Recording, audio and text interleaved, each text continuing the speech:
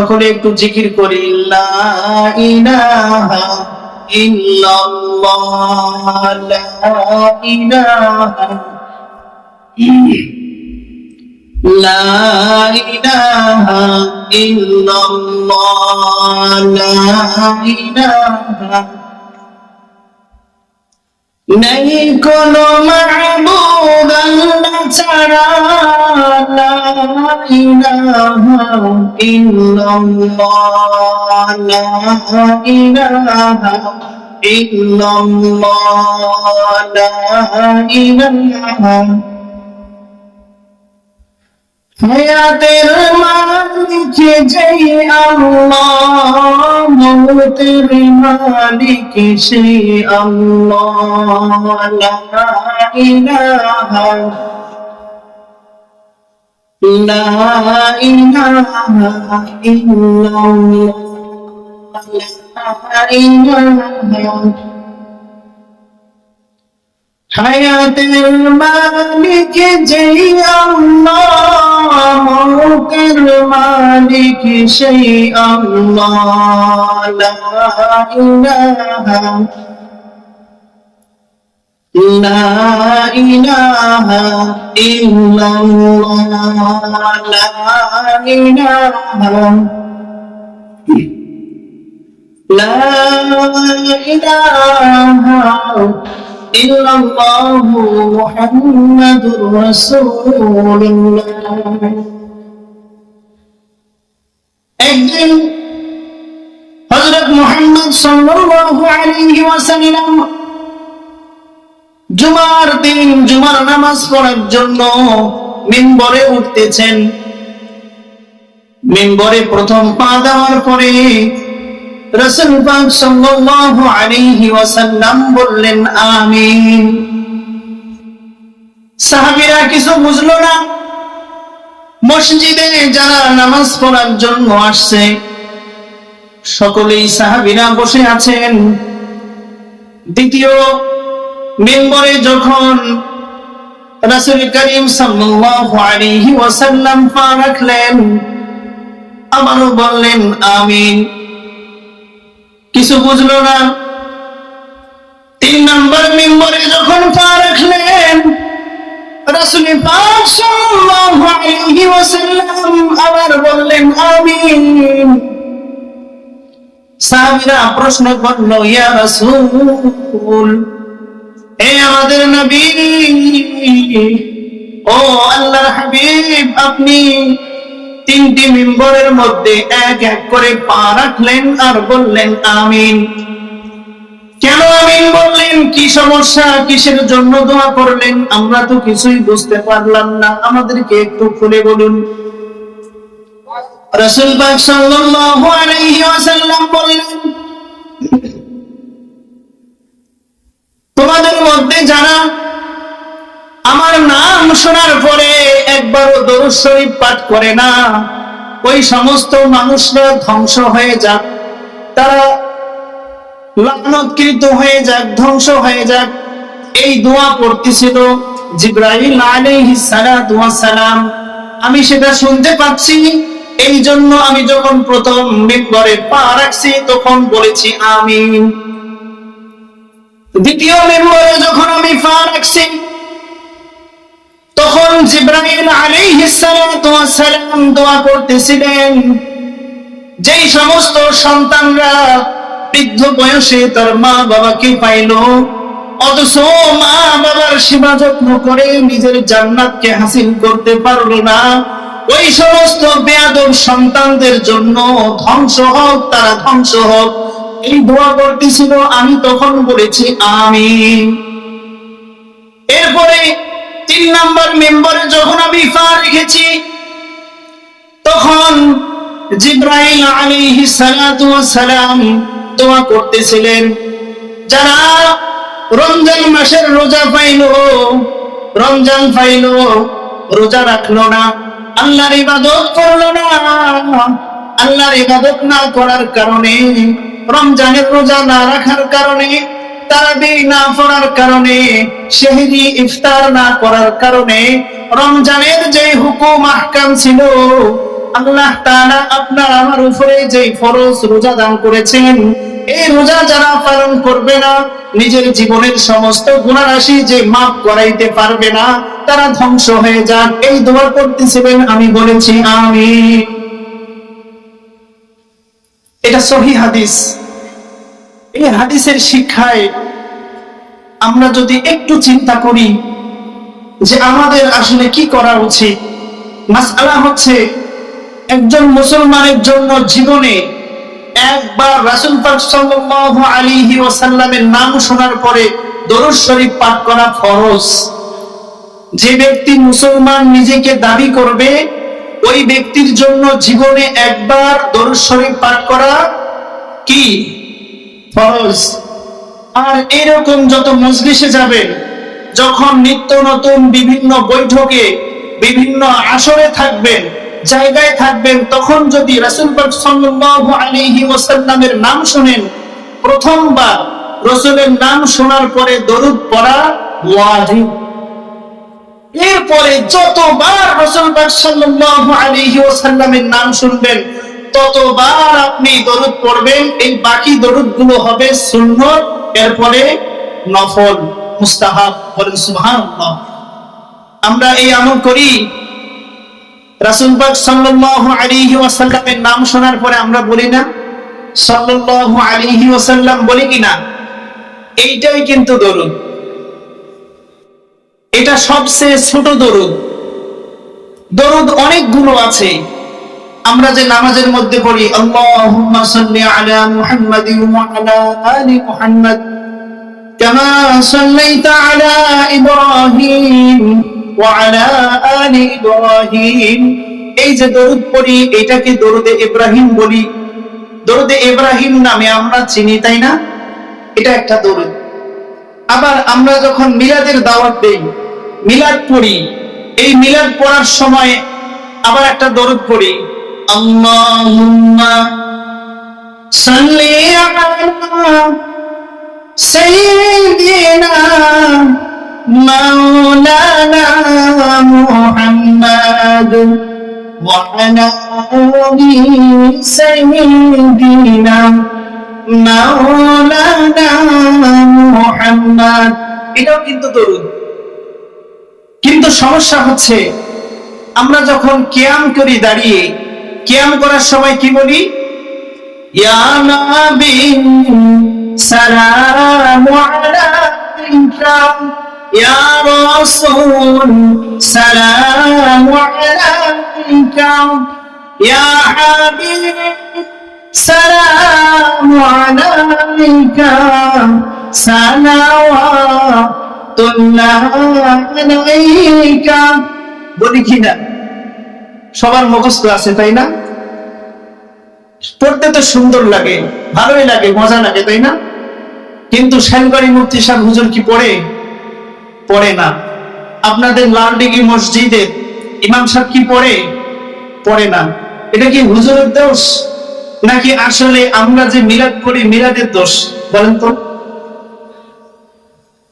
কোরআনের মধ্যে আল্লাহ সকল নবীদেরকে সালাম দিয়েছেন। তিনি যেই স্টাইলে সালাম দিয়েছেন, সেই স্টাইলে আমরা কিয়াম করি না, এই জন্য এটা পড়ি না। রাসূল পাক সাল্লাল্লাহু আলাইহি ওয়াসাল্লাম বলেছেন আসসালামু ক্বাবলাল কালাম, তোমরা যখন কথা বলবে, কথা বলার শুরুতে আগে তুমি যার সাথে কথা বলতেছো, যখন যার সাথে দেখা হচ্ছে, তাকে তুমি সালাম দাও। আগে সালাম দিয়ে শুরু করো, তারপরে কথা বলো। এটা নবীজির সুন্নাহ। এখন যদি আমরা ডাক দেই, ও সভাপতি সাহেব আসসালামু আলাইকুম, যদি এইভাবে ডাক দেই, এটা কি আসলে আদব হয় না বেয়াদবি হয়? বলেন তো। বেয়াদবি হয়। আর যদি বলি আসসালামু আলাইকুম, ও সভাপতি সাহেব কেমন আছেন, তখন কেমন লাগে? সুন্দর। তা আমরা যখন বলি ইয়া নবী সালামু আলাইকা, ইয়া এটা আরবি শব্দ। ইয়া শব্দের অর্থ হচ্ছে হে। হয় কারে? হে, ডাক দিচ্ছি ইয়া নবী, হে নবী আসসালামু আলাইকুম। রাসূল পাক সাল্লাল্লাহু আলাইহি ওয়াসাল্লাম শিখাইলেন আসসালামু ক্বাবলাল কালাম, আগে সালাম দাও তারপরে কথা বলো।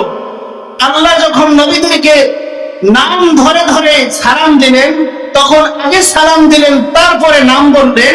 কিন্তু আমরা মিলাদের নামে যখন কিয়াম করি তখন যে ইয়া নবী সালামু আলাইকা বলি, এটা হাদিসের সাথেও মেলে না, কোরআনের সাথেও মেলে না। এই জন্য সাইবাড়ির মুফতি সাহেব হুজুর পড়ে না, কওমি ওলামায়ে কেরাম পড়ে না, আপনি আমি অনেকেই এখন পড়ি না। বুঝতে পারছি, আগে পড়তেন। তার একটা ইতিহাস আছে।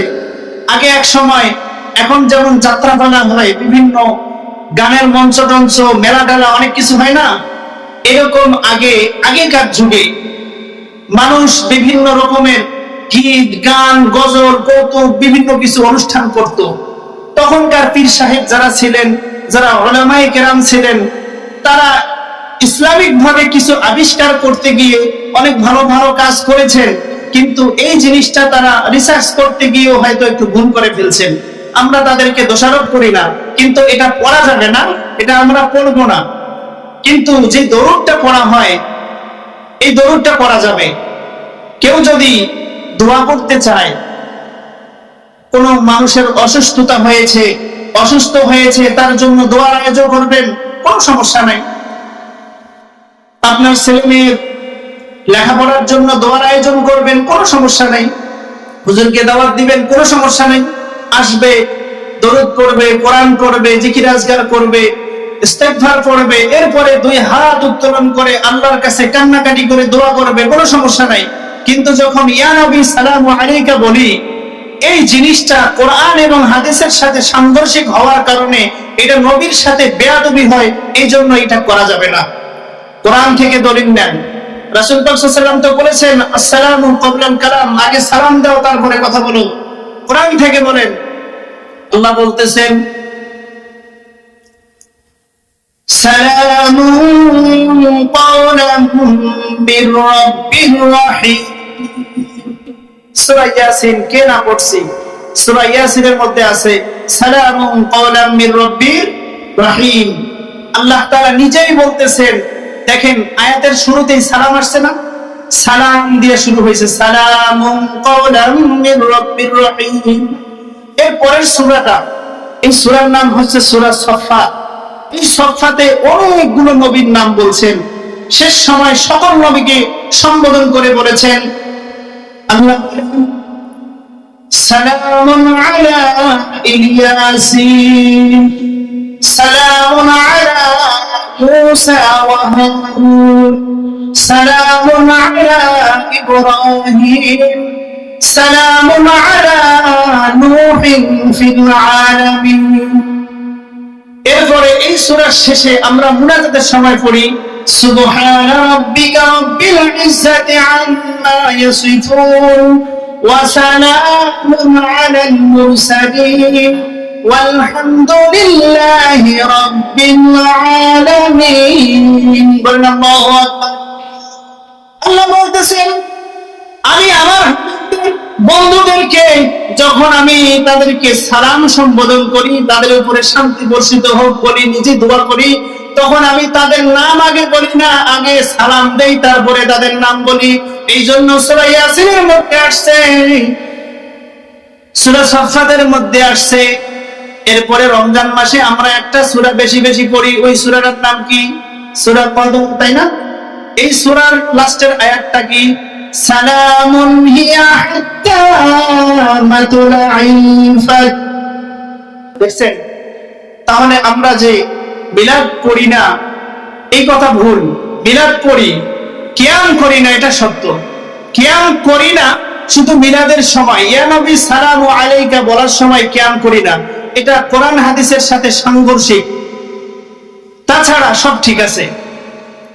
এজন্য কখনো কখনো কখনো আমি কিছু কিছু মানুষের মুখে শুনি যে কওমি ওলামায়েরা তো মিলাদ পড়ে না, কিয়াম করে না, এদের কাছে যায় লাভ কি? এদের কথা শুনে লাভ কি? এদেরকে দাওয়াত দিয়া দোয়া পড়ায় লাভ কি? আসলে সহি ভাবে, যেইভাবে দোয়া পড়লে আল্লাহর কাছে দোয়া করলে, মুনাজাত করলে আল্লাহ কবুল করবে, সেইভাবেই দোয়া আমরা করে থাকি। বলেন সুবহানাল্লাহ। আমি একটা আয়াতে কারিমা তেলাওয়াত করেছিলাম, কাল্লা ইন্না কিতাবাল ফুজ্জারি লাফি সিজ্জিন। আল্লাহ বলেন, কাল্লা ইন্না কিতাবাল ফুজ্জারি লাফি সিজ্জিন। তোমরা কি জানো আসলে সিজ্জিন এই জিনিসটা কি? ওমা আদরাকা মা সিজ্জিন, কিতাবুন মারকুম।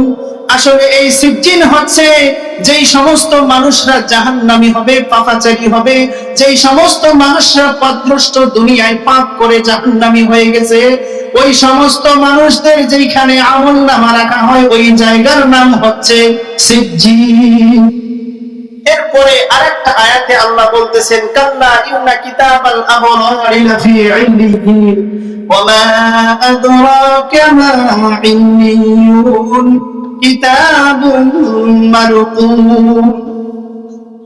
মানুষের যখন জীবন কবজ করা হয়, যারা জাহান্নামী হবে, দুনিয়ার বুকে খারাপ কাজ করতে করতে নিজের জীবনটাকে ধ্বংস করে দিয়েছে, সুদ খেয়েছে, ঘুষ নিয়েছে, জেনা ব্যভিচার করেছে, পাপ করতে করতে পাপের পাহাড় বানিয়ে ফেলেছে, জাহান্নামী হয়ে মরবে। ওই সমস্ত মানুষের জান কবজ করার সময় একদল জাহান্নামী ফেরেশতা তার কাছে চলে আসে। তারা এসে বলতে থাকে, ও জাহান্নামী, তোমার জীবন শেষ, তোমাকে অনেক সময় দেওয়া হয়েছিল, তুমি এই দুনিয়ার বুকে অনেক সময় পেয়েছো, কোনোদিন নামাজ পড়ো নাই, নামাজের আজান হয়েছে নামাজ পড়ো নাই, অনেক রমজান পেয়েছো, রোজা রাখো নাই, টাকা পয়সা ছিল, অনেক মসজিদ মাদ্রাসা থেকে হুজুর আসতো দান সদকা আদায়ের জন্য, দান করো নাই, উল্টা হুজুরদেরকে টিটকারি করতা। অনেক মসজিদে তোমার কাছে দান সদকার জন্য আসতো, বলতো ফি সাবিলিল্লাহ, আল্লাহর মসজিদের জন্য কিছু দান করেন, তুমি তোমার দান করার সময় হাত ছোট করে রাখতা, তোমার হাত তখন প্রসারিত হইতো না, তোমার পকেট থেকে টাকা বাইর হইতো না, দুনিয়ার যত খারাপ কাজ আছে সমস্ত কাজে তুমি যাইতা, অথচ ভালো কাজ হইলে তোমার তখন চুলকানি শুরু হয়ে যাইতো। আজকে তোমার মরার টাইম, তোমার জীবন কবজ করার জন্য আসছি। আজরাইল জাহান্নামী ফেরেশতাদেরকে সাথে করে নিয়ে আসবেন এবং এক একজন ফেরেশতাকে এক একটা দায়িত্ব দিবেন। কাউকে বলবেন মাথা থেকে এমন ভাবে পিটাও, পিটাইতে পিটাইতে জীবনটাকে চোখের কাছে নিয়ে আসো, কপাল পর্যন্ত আনো। আরেক দল ফেরেশতাকে বলবে পায়ের কাছে আঙ্গুল থেকে পিটাও, পিটাইতে পিটাইতে জীবনটাকে আস্তে আস্তে হাঁটুর কাছে আনো, তারপরে কোমরে আনো, তারপরে পেটের কাছে আনো, তারপরে বুকের কাছে আনো, এরপরে গলার কাছে আনো। এরপরে আরেক দল দুই হাতের মধ্যে দিবে, হাতের আঙ্গুলের থেকে নখ থেকে পিটাইতে পিটাইতে কষ্ট দিতে দিতে এই জাহান্নামী, যারা জাহান্নামী মানুষ হবে তাদের জান কবজ করার জন্য এইভাবে কষ্ট দিতে দিতে, বিভিন্ন প্রকারের শাস্তি দিতে দিতে তার জীবনটাকে গলার মধ্যে নিয়ে আসে। তখন তার হাত পড়ে যায়, হাত আর চলে না, হাত নড়াইতে পারে না, পা পড়ে যায়, পা নড়াইতে পারে না, মাথার ব্রেন আর কাজ করে না, জীবনটাকে মুখের মধ্যে নিয়ে আসে, এদিক থেকে পিটাইতে পিটাইতে এখানে আনে, এদিক থেকে এখানে, এদিক থেকে এখানে, উপর থেকে নিচের দিকে মুখের কাছে নিয়ে আসে। যখন চোখগুলো মরে যায় তখন চোখগুলো শুধু উপরের দিকে বড় বড় করে তাকাই থাকে, আর কিছু বলতে পারে না। লাস্টে বারে আজরাইল নিজে জোরে এমন একটা থাবা দেয়, জীবনটা ফাহ করে মুখ থেকে বাহির হয়ে যায়। জাহান্নামী ব্যক্তিদের এই জীবনটাকে নিয়ে, রূহটাকে নিয়ে জাহান্নামী ফেরেশতাদেরকে সহকারে সিজ্জিনের দিকে রওনা দেয়। সিজ্জিন হচ্ছে সাতবক জমিনের নিচে একটা জায়গা, সেই জায়গায় এই জাহান্নামীদেরকে, এই জাহান্নামীদের আমলনামা সেখানে রাখা হয়। এই আমলনামা নিয়ে যাওয়ার সময় সাথে রূহটাকেও নিয়ে যাওয়া হয়। জীবনটাকে বাহির করার পরে এক প্রকারের প্যাকেট করা হয়, বস্তার মতো ঢুকাইয়া, পচা ময়লা আবর্জনা পায়খানা গুড় মতো নিকৃষ্ট, তার চেয়েও নিকৃষ্ট মনে করে, কারণ এই লাশটা মৃত্যুবরণ করার সাথে সাথে জাহান্নামী হয়ে যায়। এই রূহটা থেকে পচা দুর্গন্ধ বাহির হওয়া শুরু হয়। এই রূহটা নিয়ে যখন নিচে সাতবক জমিনের নিচে যায়, তখন সাতবক জমিনের প্রথম জমিনের পাহারাদার ফেরেশতারা বলতে থাকে কোথায় যাও? তখন এই আজরাইল এবং জাহান্নামী ফেরেশতারা বলতে থাকে অমুকের রূহ নিয়ে আসছি, সিজ্জিনে যাব। তখন বলে এটার পচা দুর্গন্ধ বাইর হচ্ছে, এই রূহ নিয়ে তাড়াতাড়ি যাও, বেশি দেরি করিও না। এইভাবে লাঞ্ছিত হইতে হইতে এই রূহটাকে সিজ্জিনে নিয়ে যাওয়া হয়। আমি আপনাদেরকে বুঝাইতে চাচ্ছি, আপনারা জন্মের পর থেকে আজ পর্যন্ত, আপনি আমি মৃত্যু পর্যন্ত, যেই দিন আমাদের জীবন কবজ হবে, আমরা মরে যাব, এই জন্ম থেকে মৃত্যু পর্যন্ত যত কথা বলি, যত কাজ করেছি, যত ভালো কাজ করেছি, যত খারাপ কাজ করি, এই সমস্ত কিছু যেইখানে লেখা থাকবে, এই জাহান্নামী লোকদের এই জায়গাটার নাম হচ্ছে সিজ্জিন। ওইখানে নিয়ে যাওয়ার পরে এই রূহটাকে আবার আল্লাহ তাআলার হুকুমে আবার ফিরিয়ে দেওয়া হয় দুনিয়ার বুকে। তাকে যেখানে দাফন করা হয়, মাটি দেওয়া হয়, ওই কবরে সে আবার চলে আসে, রূহটা ওইখানে চলে আসে। যেখানে যেই মানুষ মারা যায়, সে যদি পানিতে পড়ে মারা যায়, পানিতে ধ্বংস হয়ে যায়, তার রূহটা ওই জায়গায় কবর হয়ে যায়, ওই জায়গায় সে চলে আসে। যেই মানুষটাকে বাঘে খেয়ে ফেলছে, যেই জায়গায় বাঘে খেয়েছে, বাঘে খাওয়ার পরে পায়খানা প্রস্রাব করে, এটা পায়খানা করে বাহির করে দিয়েছে, যেই জায়গায় তার জীবনের ধ্বংস হয়েছে, ওইটা তার কবর হয়। আর যেই সমস্ত মানুষদের জানাজা হয়, কবরে মাটি দেয়, ওইখানে তার রূহ চলে আসে। আবার আল্লাহ বলেন, কাল্লা ইন্না কিতাবাল আবরারি লাফি ইল্লিয়িন।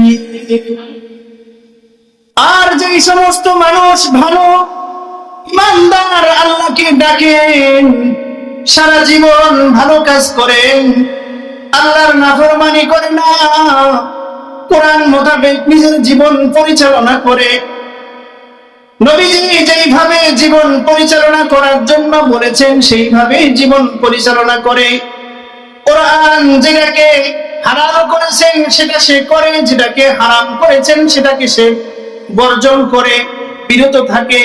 এইভাবে নিজের জীবনকে পরিশুদ্ধ করে ইসলামের উপরে চলে যেই ব্যক্তি জান্নাতি হয়ে যাবে, ওই ব্যক্তির জন্য আল্লাহ তাআলা আমলনামার জন্য একটা জায়গা নির্দিষ্ট করেছেন, সেই জায়গার নাম দিয়েছেন ইল্লিয়িন। বলেন সুবহানাল্লাহ। জান্নাতি ব্যক্তি যখন মারা যাবে, তখন জান্নাতের ফেরেশতারা আসবে, আস্তে আস্তে সুন্দর করে তার জীবনটা কবজ করবে, যেন কষ্ট না পায়। ছোট্ট বাচ্চা যখন ভূমিষ্ঠ হওয়ার পরে দোলনার মধ্যে রাখি, কোলে নেই, তখন আমরা সকলেই যত্ন সহকারে বাচ্চাকে কোলে নেই, সব সময় খেয়াল রাখি বাচ্চার নিঃশ্বাস বন্ধ হয়ে যাচ্ছে নাকি, ছোট্ট পা খেতার মধ্যে পেঁচাইয়া ভেঙে গেল নাকি, নিঃশ্বাস বন্ধ হয়ে মারা যাচ্ছে নাকি, পেটের মধ্যে চাপ পড়তেছে নাকি। বাচ্চাকে যখন আমরা কোলে নেই, কত যত্ন সহকারে মারা, বাবারা, ভাইরা, চাচিরা, দাদিরা কোলে নেয়, এর চেয়েও যত্ন সহকারে জান্নাতি ফেরেশতারা আসবে। যারা জান্নাতি হবে তাদের রূহটা বাহির করার সময় কোনো কষ্ট দিবে না, সুন্দরভাবে আস্তে করে রূহটা বাহির করে নেওয়ার চেষ্টা করবে।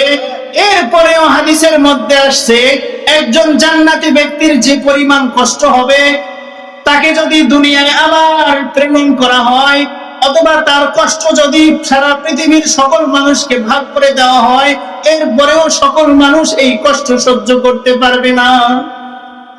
তাহলে চিন্তা করেন, যে ব্যক্তি জান্নাতি হবে তাকে যদি মৃত্যুবরণ করার সময় এত কষ্ট সহ্য করতে হয়, যারা জাহান্নামী হবে তাদের কষ্টটা কত বেশি। জাহান্নাম থেকে যদি আপনি বাঁচতে চান, আমি বাঁচতে চাই, তাহলে অবশ্যই আল্লাহর উপরে ঈমান আনতে হবে। পবিত্র কোরআনে আল্লাহ বলেন, ইয়া আইয়ুহাল্লাযীনা আমানু আমিনু বিল্লাহি ওয়া রাসূলিহি ওয়াল কিতাবিল্লাযী নাযালা আলা রাসূলিহি ওয়াল কিতাবিল্লাযী উনজিলা মিন ক্বাবল। আল্লাহু আকবার। আমাকে ইমানদারদেরকে ইমানদার হিসাবে ডাক দিয়ে আবার বলতেছেন তোমরা ঈমান আনো আমার উপরে। ইয়া আইয়ুহাল্লাযীনা আমানু আমিনু। পবিত্র কোরআনে এই মাত্র একটা আয়াতেই আমানু শব্দটা একসাথে দুইবার আসছে। ইয়া আইয়ুহাল্লাযীনা আমানু, হে ঈমানদারগণ, আমিনু বিল্লাহ, তোমরা আমি আল্লাহর উপরে ঈমান আনো, ওয়া রাসূলিহি, আমি যেই সমস্ত নবী রাসূল পয়গম্বর প্রেরণ করেছি তাদের উপরে তোমরা ঈমান আনো, এবং তাদেরকে যেই সমস্ত আসমানি কিতাব দিয়েছি সেই কিতাবের উপরে তোমরা ঈমান আনো। বলেন আল্লাহু আকবার। যদি আপনারা এই কয়েকটা জিনিসের উপরে ঈমান আনেন, বিশ্বাস করেন, তাহলে আপনি আমি ঈমানদার। কোন অমুসলিম, কোন নন মুসলিম, বেধর্মী যদি বলে যে আমি মুসলমান হইতে চাই, তাকে কোনো হুজুরের কাছে যাওয়া লাগবে না। সে যদি এই কয়েকটা জিনিসের উপরে বিশ্বাস আনে, সেও ঈমানদার হয়ে যাবে। আমার কাছে একবার এক যুবক ছেলে আসছে 2013 সালে, যখন হেফাজতে ইসলামের মারামারি হইল। ওই সময় শাপলা চত্বরে আমিও গিয়েছিলাম। ওখান থেকে আসার পরে এক নাস্তিক, আমি তখন কুমিল্লায় ছিলাম, এক নাস্তিক ছেলে এসে আমাকে বলল, হুজুর, আমি আপনার অনেক ভিডিও দেখছি, আমি আগে জিন সম্পর্কে কোনো বিশ্বাস ছিল না, জিন যে দুনিয়ায় আছে আমি এটা বিশ্বাস করতাম না, কিন্তু আপনার ভিডিওতে আমি দেখছি আপনি একটা সুস্থ মানুষকে যখন তাকবীর করেন, সুস্থ মানুষকে বসান, দুই হাত মুঠ করে চোখ বন্ধ করে যখন ফু দেন, তখন জিন শরীরে চলে আসে। একটু আগে যেই মানুষটা সুন্দর নিজের ভাষায় কথা বলতো, 1-2 মিনিট পরে ওই মানুষটা কি আবল তাবল বলা শুরু করে। আপনি জিনের সাথে অনেক কথাবার্তা বলার পরে তাকে যখন আপনি ছেড়ে দেন, বোতলে বন্দি করেন অথবা জবাই করে মেরে ফেলেন, তারপরে ওই লোকটা আবার বেহুশ হয়ে পড়ে যায়। যখন আপনি জিজ্ঞাসা করেন এতক্ষণ কি হয়েছে, কিছু বলতে পারো, কিছু তোমার মনে আছে, তখন যখন ওই লোকটা বলে যে আমার তো পুরো কিছু মনে নাই, আমি কি করেছি কি বলেছি আমি তো কিছু বলতে পারি না, আমি বিশ্বাস করে নিয়েছি এটা কোনো বানানো নাটক নয়, আমি বিশ্বাস করি কোরআনে সূরা জিন নামে একটা সূরা আছে, আপনি যে তাকবীর করেন, অসুস্থ মানুষকে সুস্থ করেন এবং সুস্থ হওয়ার পরে সাক্ষাৎকার নেন, এইটা নেওয়ার পরে আমি যখন দেখেছি, রিসার্চ করেছি, আমি বুঝেছি যে নাস্তিক যারা, যারা বেধর্মী, মুসলমান ঘরে জন্ম নেওয়ার পরেও যারা নিজেকে মুসলমান হিসেবে স্বীকৃতি দিতে পারে না, ওই সমস্ত মানুষের কাতারে আমিও ছিলাম। আমি বিশ্বাস করেছি আপনি যেহেতু জিন আছে দুনিয়ায় প্রমাণ করতে পেরেছেন, তার মানে আল্লাহ আছে, আমি দেখি না বিশ্বাস করি, জিন আছে আমি দেখি না বিশ্বাস করি, ফেরেশতা আছে আমি দেখি না বিশ্বাস করি, মৃত্যু একদিন হবে আমি চোখের সামনে দেখি বিশ্বাস করি, এই সব কিছু যেহেতু সত্য, মৃত্যুর পরে আল্লাহ জান্নাত দেবেন জাহান্নাম দেবেন, এটাও সত্য। বলেন সুবহানাল্লাহ। এই ছেলে আমাকে বলল, হুজুর আপনি কালিমা পড়ে আমাকে ঈমান গ্রহণ করান। আমি তখন তাকে কালিমা পড়িয়ে ঈমান গ্রহণ করাইছি। বলেন আলহামদুলিল্লাহ। কত জিনকে যে আল্লাহ আমার হাত দিয়ে মুসলমান বানিয়েছেন, কোটি কোটি জিনকে আমি মুসলমান বানিয়েছি, আলহামদুলিল্লাহ।